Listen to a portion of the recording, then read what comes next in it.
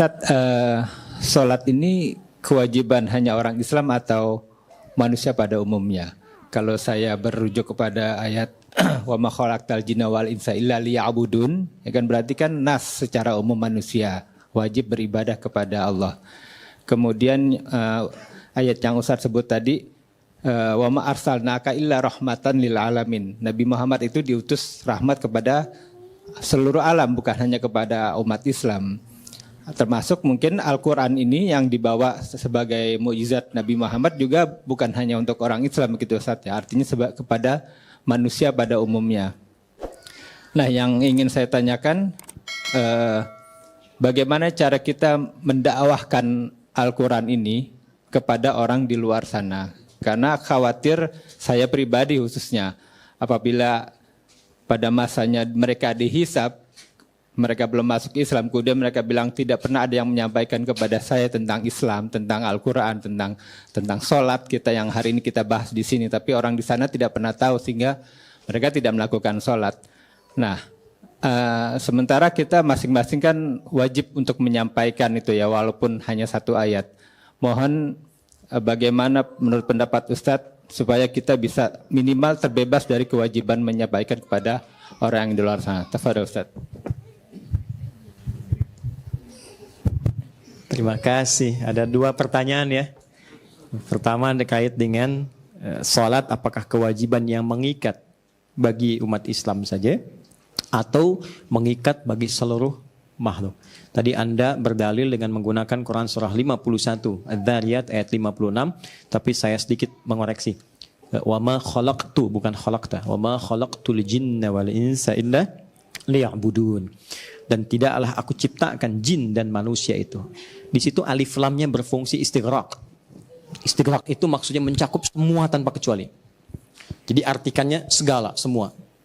Padanannya begini, alhamdulillahi rabbil alamin. Artikan segala puji. Kalau sudah segala, semua, kita jangan ikut di situ. Oke? Misal, Masya Allah, anaknya kok pintar sekali gitu, juara terus di sekolah.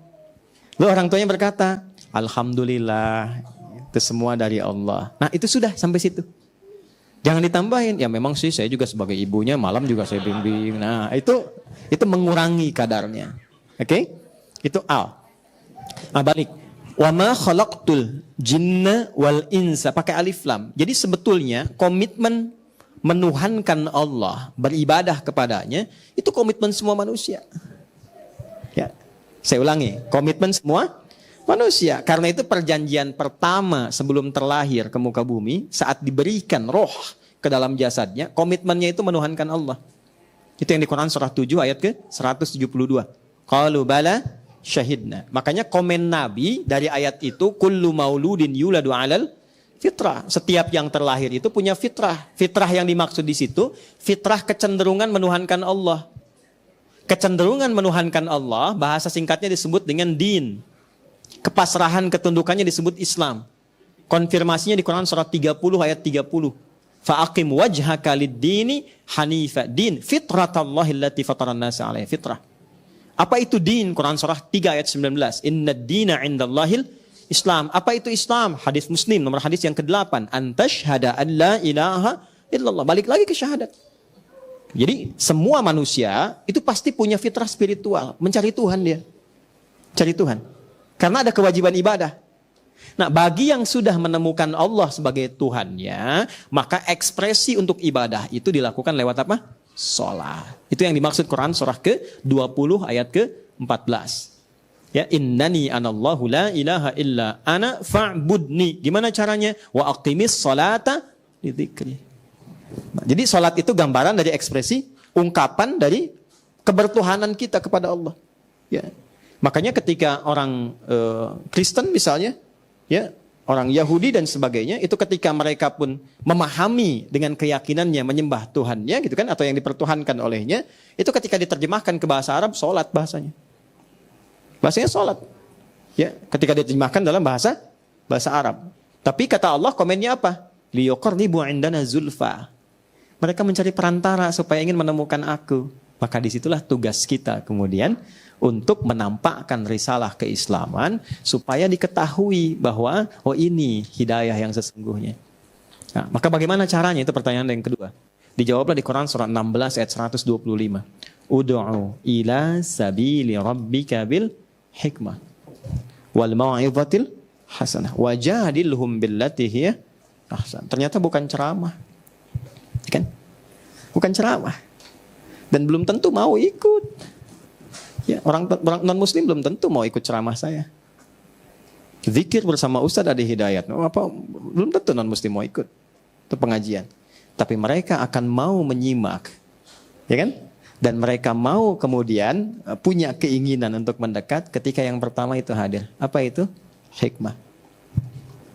Apa itu hikmah yang dimaksudkan dalam Al-Quran? Quran surah ke-2 Al-Baqarah ayat 151. Kama arsalna fikum rasulan minkum yatslu alaikum ayatina wa yuzakkikum wa yu'allimukumul kitaba wal hikmah.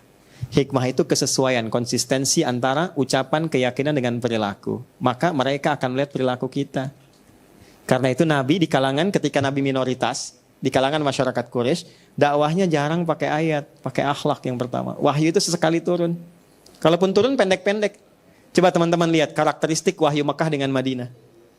Madinah itu Al-Baqarah, Ali Imran.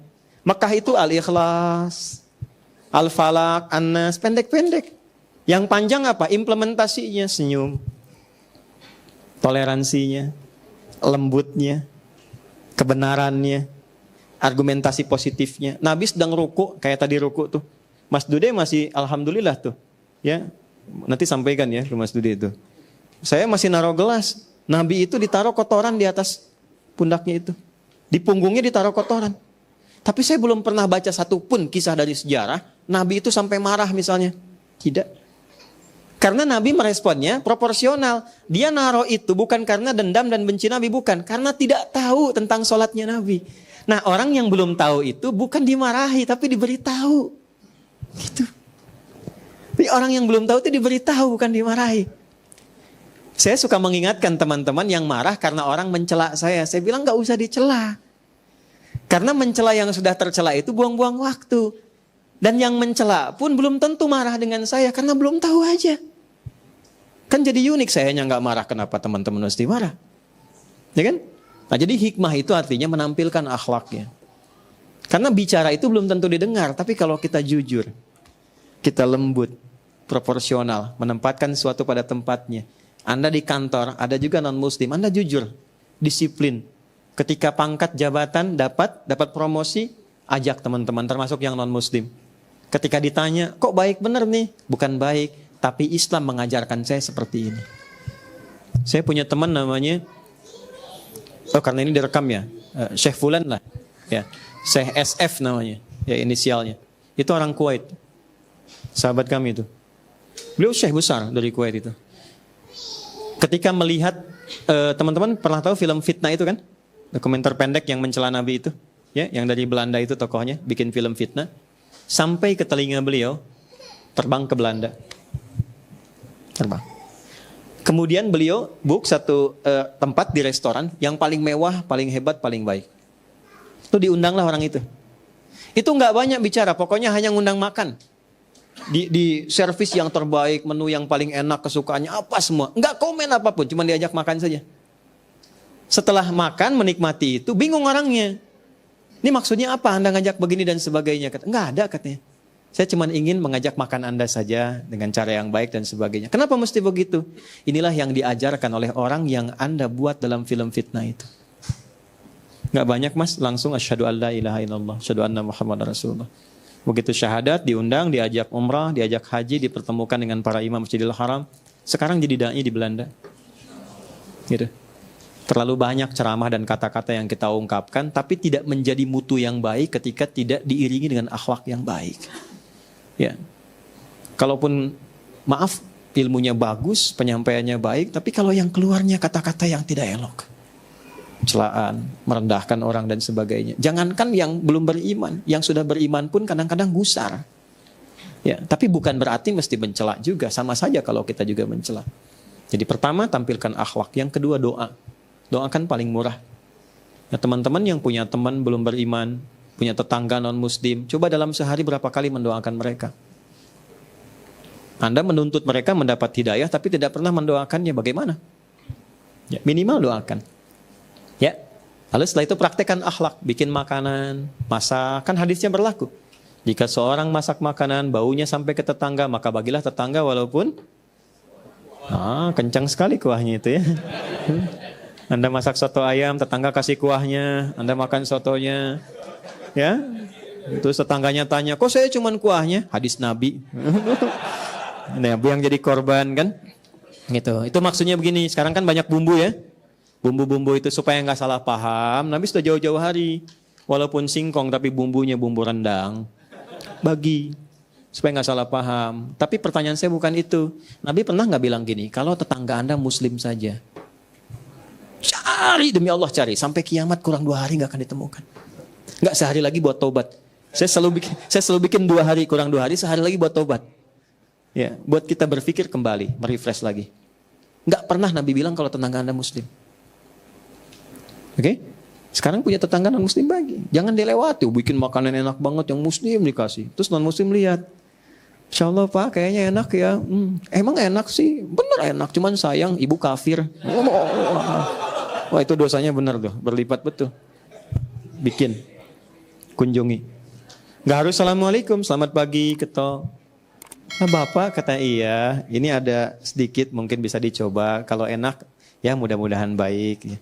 Terima kasih Bapak, baik banget. Bukan baik, Islam yang mengajarkan saya untuk berbagi. Demi Allah Pak ya, itu besok saat dia mengembalikan panci, itu sudah bisa Assalamualaikum. Assalamualaikum, seumur hidupnya belum tentu Anda dengar itu. Ibu, iya saya mau ngembaliin panci, enak banget. Cuman mau tanya Pak, apakah hari ini Islam mengajarkan berbagi lagi? No, ya. Masak lagi.